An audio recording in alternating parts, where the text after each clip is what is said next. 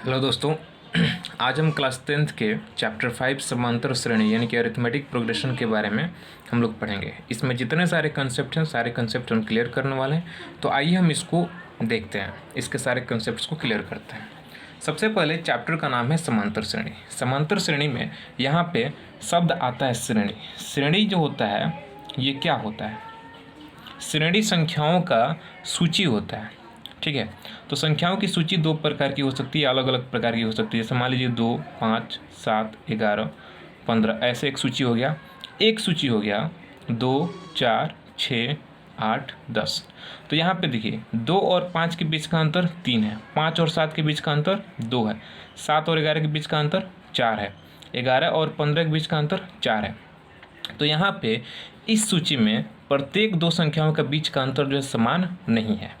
लेकिन अगर इस सूची में देखा जाए तो 2 और 4 के बीच का अंतर 2, 4 और 6 के बीच का अंतर 2, 6 और 8 के बीच का अंतर 2, 8 और 10 के बीच का अंतर 2। तो प्रत्येक केस में यहाँ पे जो है इसका जो अंतर है संख्याओं के बीच का ये क्या है? समान है। तो ऐसा जो सूची है इसको हम बोलेंगे, ऐसा जो श्रेणी है इस श्रेणी को हम बोलेंगे समांतर श्रेणी। जबकि हम समांतर श्रेणी हम नहीं बोलेंगे। तो आइए हम समांतर श्रेणी के डेफिनेशन को हम देखते हैं। समांतर श्रेणी संख्याओं की एक ऐसी सूची है जिसमें प्रत्येक पद पहले पद के अतिरिक्त अपने पद में एक निश्चित संख्या जोड़ने पे प्राप्त होता है। इस परिभाषा को हम समझते हैं। जैसे मान लीजिए कि यहाँ पे हम पहले वाले ही एग्जाम्पल को लेते हैं, 2, 4, 6, 8, 10। अब यहाँ पे देखिए, यहाँ पे प्रथम पद में हम यहाँ पे 2 को जोड़ते हैं तो हमें दूसरा पद यहाँ पे 4 प्राप्त होता है। फिर दूसरे पद में हम यहाँ पे 2 को जोड़ते हैं तो यहाँ पे तीसरा पद 6 प्राप्त होता है। फिर तीसरे पद में 2 को जोड़ते हैं तो चौथा पद 8 प्राप्त होता है। और फिर चौथे पद में 2 को जोड़ेंगे तो यहाँ पे पाँचवा पद 10 प्राप्त होता है। यानी कि प्रत्येक पद में एक निश्चित संख्या को यहाँ पे जोड़ा जाता है, तब जा कर के ये जो एक यहाँ पे श्रेणी बनता है, सूची बनता है संख्याओं की, इसको हम समांतर श्रेणी कहते हैं। अब यहाँ पर जो 2 है, 2, 4, 6, 8, 10, इन सबको हम पद बोलते हैं। क्या बोलते हैं? पद। अब यहाँ पे 2 चूँकि पहला है तो इसको हम प्रथम पद बोलेंगे, और प्रथम पद को हम ए से या A1 से सूचित करते हैं, दूसरे पद को A2 से, तीसरे पद को A3 से, चौथे पद को A4 से और पांचवें पद को A5 से सूचित किया जाता है। अब यहाँ पर दो पदों के बीच, जैसे 2 और 4 के बीच का जो अंतराल है, इस अंतराल को हम सार्व अंतर कहते हैं। सार्व अंतर। सार्व अंतर को स्मॉल d से सूचित किया जाता है। सार्व अंतर को ज्ञात करने का फॉर्मूला होता है d बराबर A2 माइनस A1, d बराबर A3 माइनस A2 या d बराबर A4 माइनस A3। यानी कि वैसे दो लगातार पदों में से बड़े पद में से छोटे पद को घटाने पे हमें d हमें मिलता है। एक समांतर श्रेणी में d हमेशा समान रहता है। जैसे कि इस वाले समांतर श्रेणी में देखिएगा तो प्रत्येक केस में d यानी कि सार्व अंतर जो है 2, 2, 2 ही रहेगा, ठीक है। अब चलिए हम nवां पद को हम देखते हैं। जैसे nवां पद का पहले हम सूत्र देख लेते हैं। nवां पद का सूत्र होता है an equal to a plus n-1 into D होता है। ये सूत्र होता है। इस सूत्र के माध्यम से हम कोई भी पद हम ज्ञात कर सकते हैं। जैसे मान लीजिए कि अगर हमको 7वां पद ज्ञात करना है, 7वां पद, तो हम यहाँ पे क्या करेंगे? हम यहाँ पे लिखेंगे A7 बराबर, जहाँ पे n है वहाँ पे हम 7 देंगे।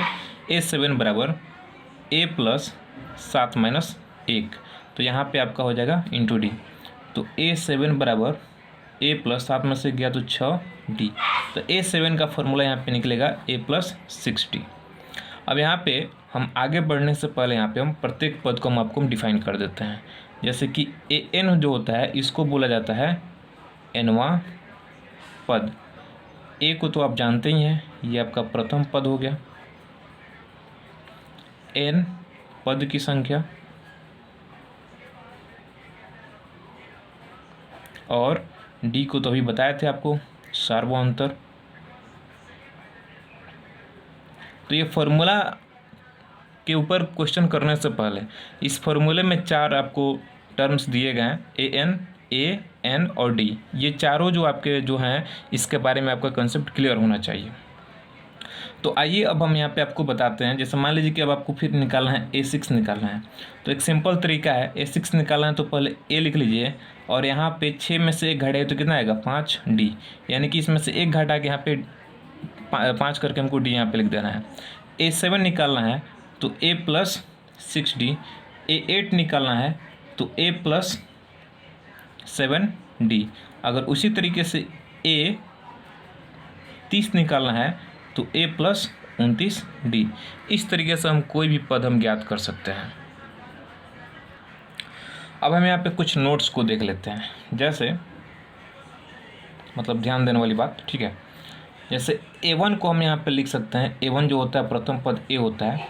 a2 को हम लिख सकते हैं a + d, a3 को हम लिख सकते हैं a + 2d और a4 को हम लिख सकते हैं a + 3d। अब यहाँ पे सवाल आता है कि क्या हम इसको किसी और तरीके से हम लिख सकते हैं? बिल्कुल लिख सकते हैं। जैसे कि यहाँ पे a2 है तो हम इसको a1 + हम d लिख सकते हैं। a3 को हम a2 + हम d लिख सकते हैं, चूँकि आपको डेफिनेशन में ही बताया गया है कि पिछले पद में d को जोड़ने पर अगला पद आपको प्राप्त होता है, ठीक है। तो इसीलिए हम यहाँ पे अब a4 निकालना है तो हम a3 में हम जब d को जोड़ेंगे तो यहाँ पे हमारा अगला a4 हमको प्राप्त हो जाएगा। तो ये जो है हमें अगर पद निकालना है तो हम इसको हम फॉलो करेंगे। अगर हमें यहाँ पे AP में आगे के पद को निकालना है तो उस वक्त हम इसको हम फॉलो करेंगे, ठीक है। अब हम AP के प्रकार को देख लेते हैं। तो देखिए AP के प्रकार, AP यानी अरिथमेटिक प्रोग्रेशन के प्रकार। तो देखिए ये आपके 2 प्रकार के होते हैं। कितने प्रकार के होते हैं? 2 प्रकार के। एक आपका होता है परिमित AP, जिसको हम बोलते हैं फाइनाइट AP, ठीक है। अब परिमित AP क्या होता है कि वैसा AP जिसका अंतिम पद आपको ज्ञात हो। जैसे मान लीजिए कि ये एक आपका AP है, ठीक है, और इस AP का अंतिम पद आपको पता है, ठीक है। तो ऐसे पद को हम परिमित AP बोलेंगे जिसमें पदों की संख्या निश्चित हो, पदों की संख्या हमको ज्ञात हो। तो ये ऐसे AP को हम परिमित AP बोलेंगे। दूसरा आपका होता है अपरिमित AP। अपरिमित AP को बोला जाता है इनफाइनाइट AP, ठीक है। अपरिमित AP में क्या होता है कि पदों की संख्या हमें ज्ञात नहीं होती है, ठीक है, या यूँ कहें कि हमें अंतिम पद ज्ञात नहीं होता है। जैसे 2, 4, 6, 8 और इसी में अगर हम 3 डॉट जोड़ देते हैं, यानी कि यहाँ पे आगे की जो संख्या है जो है ये यहाँ पे लगातार आती रहेगी, तो यहाँ पे अंतिम पद हमको ज्ञात नहीं है। तो इस प्रकार के AP को हम क्या बोलेंगे?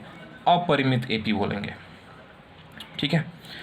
तो AP आपके 2 प्रकार के होते हैं। एक आपका परिमित AP होता है और एक आपका अपरिमित AP होता है। परिमित AP में अंतिम पद ज्ञात होता है, अपरिमित AP में अंतिम पद ज्ञात नहीं होता है। या यूँ कह लें कि परिमित AP में पदों की संख्या हमें पता होता है और अपरिमित AP में पदों की संख्या हमें पता नहीं होती है।